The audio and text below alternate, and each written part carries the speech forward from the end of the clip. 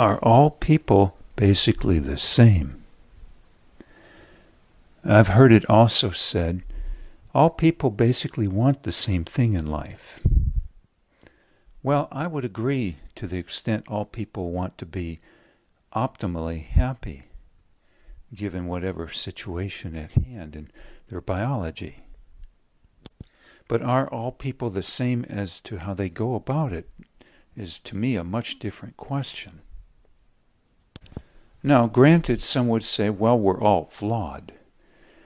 Biblical scriptures in the Christian tradition, for instance, say we are all sinners and fall short of the glory of God. Yes, I would say in the extent we're not perfect, all-knowing, all-powerful. But does that mean then that there aren't differences in these so-called sinners? That there are virtuous sinners and horrific sinners? Otherwise, how would we differentiate between even the Christian so-called virtuous people like Noah or Esau and a few others versus Hitler or Pol Pot or Stalin? All sinners, yes, but take your pick. Also, I used to hear the phrase, we all have our drugs of choice, either chemically or otherwise. And you could say also, in my view, drugs of choice sometimes being not chemical drugs but denials or other ways of escapism, like a variety of products on the market to titillate us and keep us distracted. But then, even if you were to say various countries have their favorite forms of drugs of choice, of character, for lack of a better word, maybe one nation famed for being rather grand in manner, another very perfectionistic or what have you, another very withdrawn, maybe another very aggressive, maybe another very given to accumulating money for distractive purposes, to purchase things or to isolate. And even within our own country here, it's well known. One part of the region has a certain flavor or focus, another. As to degree of materialism, object focus, money focus, religious focus, sexual focus, or isolating focus. Even focus on eating. Some regions very heavy set, others not. Focus on health, what have you. Focus on the now versus a so-called afterlife. You could call these, in a sense, then, I think, our various drugs of choice as to defense mechanisms, coping mechanisms, etc. Even the products we buy or don't buy. Some like, for instance, buying water, very expensive water, with a certain pH content, salt content, alkaline content, what have you. Others are happy with tap water. The same for meat. Some okay with, quote, average meat, others wanting filet mignon. But I've seen people try to make this distinction, to separate two broad groups of people, maybe not so different than each other in each group. Kind of like saying, can you be a little pregnant? You're either pregnant or not. So some try to sort this out is the person empathetic? Are they an empath? Do they care? Are they caring? Are they loving? Others might call it character. Do they have, quote, good integrity? And if I didn't mention the word, are they honest? Yet others might say, how well do they understand me? Versus not understanding people very well or themselves. But are these the best ways of bifurcating or sorting people out? Or as the biblical scriptures might say, if you were of that bent, winnowing people, the wheat from the chaff, the good from the bad, the righteous from the evil, whatever you want to call this. Now I think even the term empathy and trying to sort out people who are empathetic versus not is very problematic. And in the last few months I've concluded that perhaps everyone can be quite empathetic in terms of perceptive.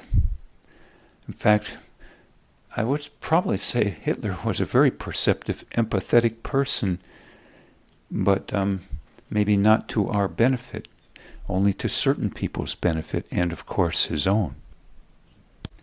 So maybe even the term, is the person empathetic or not, to sort people out can be very problematic unless we delve further. Now I have found someone backing me up with clarity, especially. A man I ran into a couple years ago on the internet, a Sam Vaknin. And I bought his first book, or rather my first book of his, a couple weeks ago. Noting, by the way, he does not say Dr. Vaknin on the front cover of the book. You will see his channel, I believe it says on YouTube, Prof, P-R-O-F, Vaknin. But not wearing a traditional suit and tie. He wears sometimes a tie, but it is askew, and against maybe a brick wall, not a line of books. And he's from Russia. Now the book I bought is entitled The World of the Narcissist. And as one would delve, to my amazement, or surprise rather, I discovered his, quote, PhD is in philosophy, not psychology. My one caveat here is he did not say how much mathematics he has studied. Now, there is a warning and disclaimer on the first couple pages of his book. It says, warning and disclaimer, the contents of this book are not meant to substitute for professional help and counseling. The readers are discouraged from using it for diagnostic or therapeutic ends. The diagnosis and treatment of narcissistic personality disorder can only be done by professionals specifically trained and qualified to do so, which the author is not. The author is not a mental health professional. Yet a few pages later, a Paul Shirley, master social worker, writes in the prologue, I met Sam on an internet list about 14 years ago. I'd been studying personality disorders and narcissism at the time, looking at it from Jungian, spiritual, and literary points of view, as well as psychological, and I was just not too terribly impressed with the psychological state of the art on these topics. Sam invited me to visit his site, and without knowing him from Adam, I just wrongly assumed that he was one more run-of-the-mill shrink writing standard stuff about narcissism. I replied something like, no, that won't be necessary. I am the only person in the whole world who truly understands narcissism. A supremely narcissistic reply, in other words. I went ahead and visited his site anyway and was most impressed. A few sentences later, this person, Paul Shirley, stating, I thought his work was way ahead of the standard psychological writings on the subject. The last paragraph citing, most psychologists only know about narcissism, Sam understands it. Paul Shirley did not say, perhaps he has, the author of this book, special knowledge, insights, what have you, because of not having been trained, so to speak, in psychology in traditional brick-and-mortar fashion. He's not thus a psychologist. In that sense, he was trained in philosophy. My own comment here at this point is that one of the greatest people ever writing on self-esteem, I believe, Nathaniel Branden, had a PhD too, but many don't know his degree was in philosophy perhaps also, or he studied a great deal of it. I'm not sure it was in psychology at all. And he also might have attained that degree in night school, if I seem to remember correctly. Now, interestingly, this book has no page numbers. Some would say, oh, that's full of typos then, that book. Yet the content belies the fact that you would need, a good book editor. A good book editor will say, well, at a minimum, you need page numbers. Yet about probably 15 pages on, I love this paragraph on empathy. It backs up somewhat what I've been saying. The narcissist finds it difficult to identify with the emotions and needs of others, but is very attuned to the reactions when they are relevant to himself. Vaknin then calls this cold empathy. Consequently, he overestimates the effect he has on others or underestimates it. The classic narcissist never underestimates the effect he has on others, but the inverted narcissist does. So I think then to try and sort people out as empathic, not empathic, to say certain people are empaths, belies the point too. For if many people who are quite toxic, you might say, a Hitler even, has arguably this cold empathy or an empathy that is not in your best interest by far, then what are we looking at here? Well, as I had been thinking myself, and amazingly and succinctly put, like you can't believe Vaknin saying a page later after the comments on empathy, I love this comment. He has little paragraphs here. One of them is on displacement. I first ran into this concept reading Charles Brunner, I believe the name was, a psychoanalyst from maybe 50 years ago. He wrote a book on the psychology or the matters concerning psychoanalysis, and this was one concept, that if you come home, say from work, he said, you're frustrated with a boss, maybe you displace this upon your dog, so-called kick the dog syndrome. But the author never went further, for I believe society is full of people who go far beyond the concept of kicking the dog. So Vaknin says here, under the comment here, one paragraph only on displacement. When we cannot confront the real sources of our frustration, pain, and envy, might I add, frustration really is a trivial thing. Many people have anger chronically, or a strong form of it, rage, especially at times. To repeat though, when we cannot confront the real sources of our frustration, pain, and envy, we tend to pick a fight with someone weaker or irrelevant, and thus less menacing. Children often do it because they perceive conflicts with parents and caregivers as life-threatening. Instead, they go out and torment the cat or bully someone at school or lash out at their siblings. Now, I would comment my own comments then. Vaknin talks about conflicts with parents and caregivers as potentially life-threatening. Well, what about the realities not of physical life-threatening matters, but ego life-threatening matters, or shall we say impacts upon your self-esteem? We can thus, in a sense, I believe, have a parent who is torturing us, so to speak, by nitpicking us together to death, by making us feel guilty all the time, or afraid of our own worth, basically, matters of that. And this gets to the heart, then, I believe, of two major types of people. And to say one form or group of people who are what you might call displacers, my word, is just trivial in number, to me would be a big mistake, especially these days and in this country. We call this the very violent country, but do we understand perhaps, maybe we're not talking so much of violence at all, but this is a very displacing-oriented country.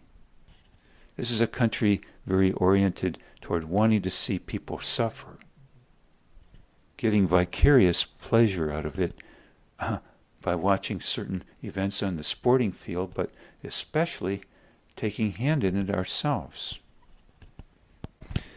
And who hasn't heard of the problems of certain children being bullied? I have a next-door neighbor, by the way, in my apartment complex, who was bullied a lot in school at age 13 a year ago, and he just blew a stack one day to the extent he took his lunchbox and whacked the other kid upon the head and got a 3-day suspension. The other kid got nothing. Now, why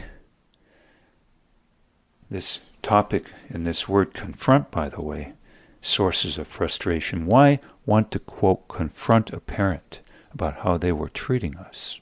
But moreover, as adults, that's the real issue finally. Why does this stuff fester for life often? Besides the factor of, quote, a narcissistic wound where maybe a parent said we're worthless and we believed it, what about our desire sometimes to get back at the parent, to seek revenge? Yes, we may even want, if not revenge, financial compensation. I would say, isn't this then part of the problem? Fat chance of that happening for several reasons. There's statutes of limitations in laws, courts of law, that say basically around age 21, I guess, the statute of limitations has run out as to how a parent impacted a child. Hence, you can't really seek financial compensation for whatever happened. Next, I don't think you're going to be able to inflict revenge or try and influence someone to see the way they did things harmfully or their impact. Revenge would mean trying to shoot them, and they're covered by courts of law. That's not called self-defense.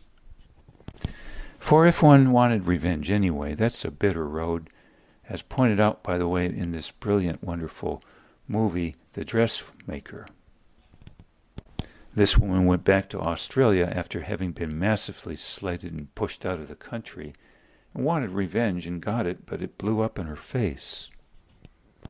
Likewise, in my opinion, sometimes those who start certain Me Too movements want revenge too, or at least their vocabulary doesn't preclude them doing otherwise, and so it also blows up in their face.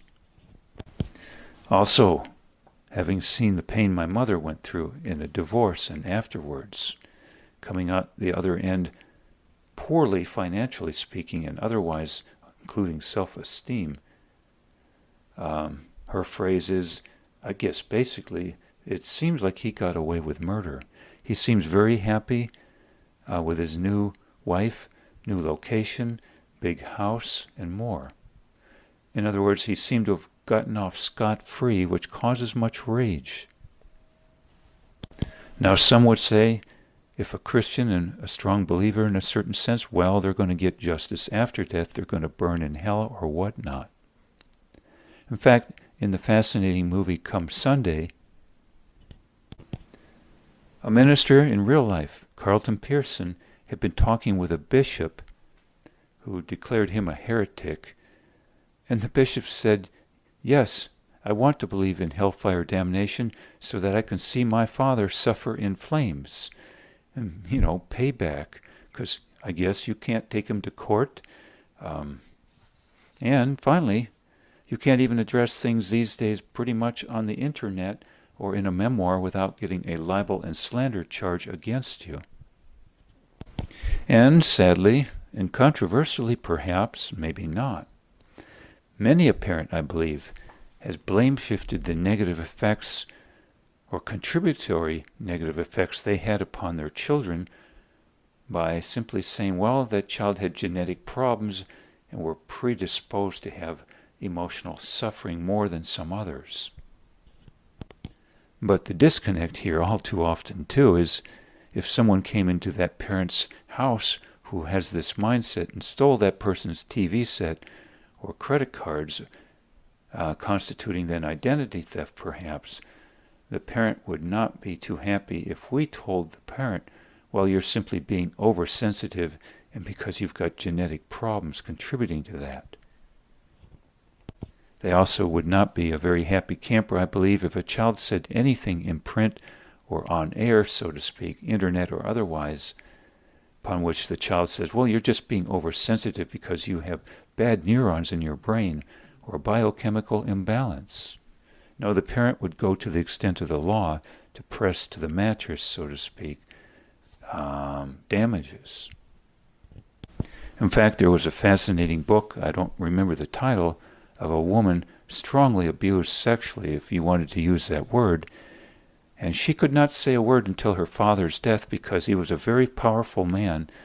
If she had said a word, he would have slapped a libel and slander charge upon her so quick.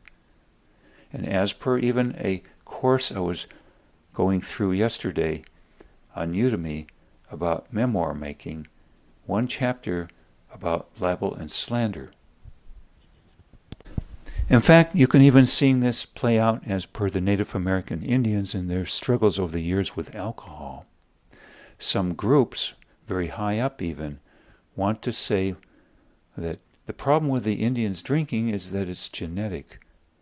And so, as opposed to the Indians saying, well, we were displaced religiously, forced to attend white man's schools and more, and put on the worst land possible and ridiculed and scapegoated, and so what do you expect, I guess? So this can apply oftentimes in a marriage setting where a wife might say about a former husband, oh, they've gotten away with murder, it seems like. They seem to be so happy and living the life of Riley. And that mentality, especially if we're talking measuring happiness by the yardsticks of what you own or how much money you have in the bank, which again is a form of dollar owning, or maybe seeming freedom.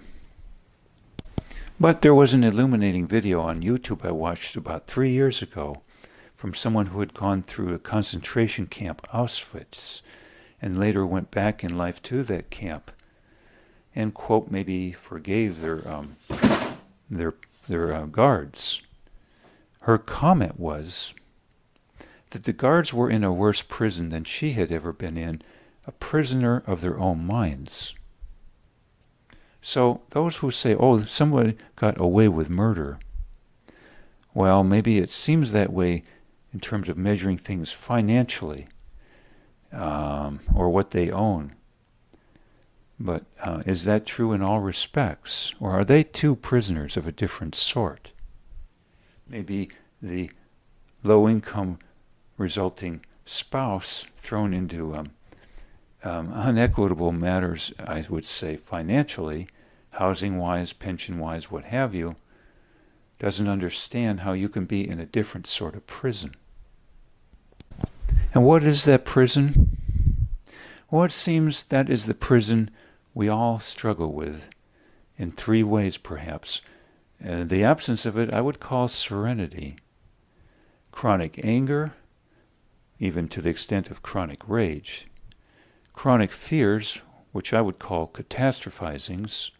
Or thirdly, guilt over how we have impacted others negatively, and also, not just that, but our desire to do so, because we are displacement-oriented people.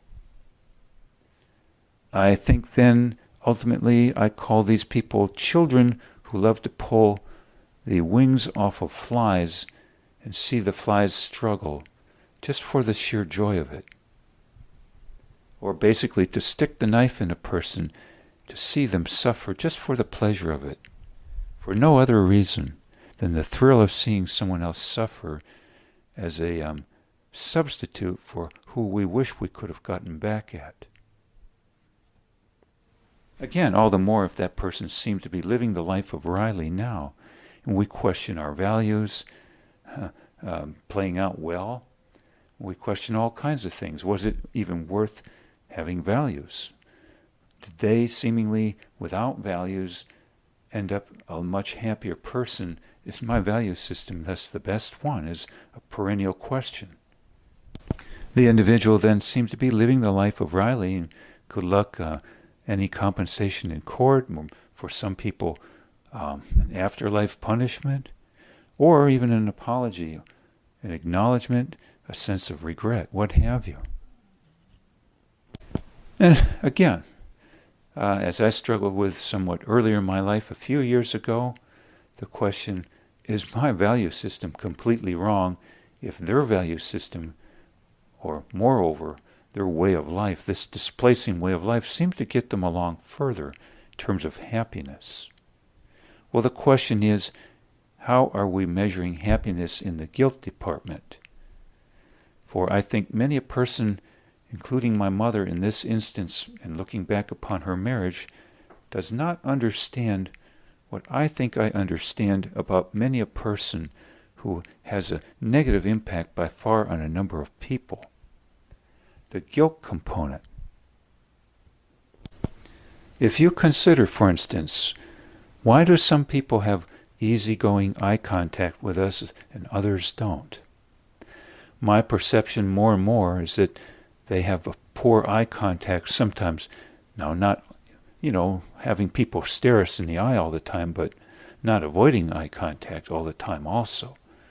They do not want us to see, as per that phrase, the eyes are the window of the soul, the essence of the person. And so they avoid eye contact so that you don't perceive a part of who they are, and because they feel guilty too. In fact, I believe a number of people accumulate large sums of money to isolate from those they have harmed in the past or are still harming and enjoying harming, so that they don't have to see the fruits of what they're doing, even if it's only, say, to service their drugs of choice habits, but usually far more than that. For consider, I have a book on migrant farm workers, and while dated, in other words, a somewhat older book, it stated that the average Mexican farm worker in the fields, maybe in California, picking various substances, fruit, vegetables, sprayed with pesticides, lived on average only to mid-50s because of developing cancer from the chemicals. And yet, I had someone tell me that if you take a Greyhound bus to Mexico, it stops on the other side of the border in Mexico, and a policeman will come on and pass a hat around and want money. And you better pay, or you'll spend some time in prison till you wire your relatives for the money upon which you can get out. Well then, isn't that the rub then? Two types of people. One would feel abhorrent about getting money that way, no matter what, even a shortened lifespan, physically speaking. The other saying, well, I'll be a, quote, dirty cop and get these luxurious matters here, including a larger, longer lifespan. But my question is the person who has chosen, or rather been down the path of an egregious way of getting money, but moreover, do they have a questionable or even reality desire to see other people suffer as the root here? Are they really happy people? Do they have a longer lifespan, or were they basically dead in mid-childhood? Hence, the Mexican migrant worker dying in mid-50s of pesticide poisoning as to cancer. Well, maybe they made it to mid-50s and they don't understand, or society often, that the other person, living maybe to 80 or more, was dead basically in mid-childhood, joy-wise. Shall we say one component of joy being the absence of guilt? Isn't that in part, in my perspective, why some people want to get a jet? So they don't have to sit side by side those who they see their desire to see harmed play out in real fashion when they would hear stories of that person's plight in life. It would make them feel guilty. So my final comment is, I think my mother, many others, cannot see that while someone may have seemed to have gotten away with murder, well, that person will never tend, I think, generally speaking, to look a person in the eye, especially certain individuals. That in turn, because that would instill all the more guilt in them. And as to my mother and some others saying, well, they don't have to look me in the eye, and they're in another part of the country, so they must be quite happy, not experiencing guilt. Well, I would say that guilt tends to linger. And that guilt, in turn, is dealt with in a variety of ways, typically in my mind through distractions, overwork, or even the distraction of chronic anger, but especially something to keep their mind fixated upon anything but the real issues of life, how they impacted people and still do negatively out of pleasure, not for drugs of choice or even extending one's lifespan. A humorous or not comment, by the way, in the movie Walk in the Woods with Robert Redford and Nick Nolte, and of course this is a fictional movie, but Robert Redford saying at the beginning in a little interview there on the movie, writers tend to either drink themselves to death or blow their brains out. It did not say writers love to see others suffer or take up careers maybe that are quite injurious to others when other careers would not be so. One last note. My mother and many others, I think, cannot perceive that drugs can be involved as a way of distraction too, not just buying objects all the time to distract ourselves, relationships, workaholism, travel, what have you, hobbies, but chemicals themselves. And my mother would not believe, for instance, that so-and-so is using heroin or meth or marijuana even, but what about the plain old standard alcohol? And if the person is seemingly well educated, or the claim being so, what about alcohol as per wine? A little bit enough through the day, all day long, to dull that conscience, that guilt feeling, that awareness of the impact negatively upon others, yes, and also the desire, the pleasure in it. At least to the extent, if the person is changing, not to want to reach out and make any compensation if they have the money to. And that then is the rub. We do not know how other people compensate for their guilt feelings other than just seemingly isolating. We don't know what alcohol they use. For instance, it's a very social problem. It's called alcoholism. And some breaking this out as per political party even. Democrats liking wine much more, Republicans liking hard liquor more. You can even dull your awareness using psychiatric drugs, even antidepressants. Or perhaps substances such as beta blockers, which aren't even called a psychiatric drug. Or you can distract yourself to the max, I suppose, by sleeping. Boy, wouldn't that be the ultimate distractor except death itself? Now, this is all, hypothetical to the extent I think everything is a hypothesis to be more and more gathered information upon, but this is the way it strikes me more and more now, that many people can be prisoners of their own mind as to guilt. One of the three components I would say right now in my mind distracting us away or tearing us away from serenity, and that this guilt can be compensated for with various distractive mechanisms, including little sips of alcohol through the day. One last humorous note. I was at a high-end, shall we say, gift store a couple months ago, and the individual wearing very spiffy clothing said to one of her sales co-workers, and this individual was at least 50, that she wanted to have a little sip of bourbon right there and then. Well, why? To distract herself, quite likely.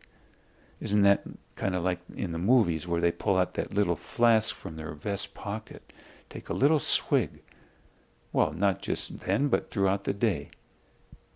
To dull conscience, to dull awareness. To dull awareness not just of the impact upon others, but a desire in general, my speculation and more, to see other people suffer. Just for the pleasure of it, because they cannot get back at a parent, say, or see that parent suffer in turn or change or issue an apology or even retract the impact of a narcissistically wounding word or phrase. Some thoughts here to consider, not ironed out 100%, but that's the way I see it more and more now.